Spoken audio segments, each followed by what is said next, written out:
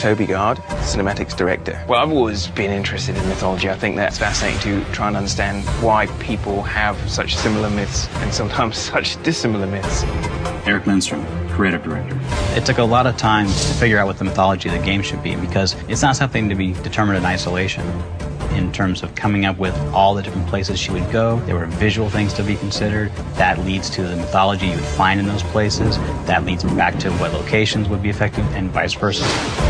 When you look back through the cultural past, there's lots of overlap of cultures prior to the point when we can know about them. We got to dig into Hindu culture in Thailand, we got to get into the Maya in Mexico, and we have all these local cultures, but then a unifying thread that leads her to all these locations is a much earlier mythology that we are saying is the Norse thread, and that was the piece that brought it all together.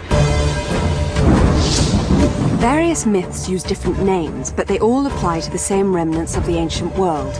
In Tomb Raider Underworld, Lara Croft uncovers the truth behind the myth of the Norse civilization. On her journey, she basically realizes that she needs to recover Thor's hammer. Thor's hammer is actually one of the most interesting archaeological pieces of mythology. It's compelling because it's actually so powerful that it is capable of killing immortal gods. As Lara fully uncovers the sort of secrets behind Norse mythology, she realizes that the hammer itself could possibly unleash Ragnarok, the end of the world. Pursuing her own goals is actually putting the world in danger. I need Thor's belt to get his hammer, and I need the hammer to kill a god.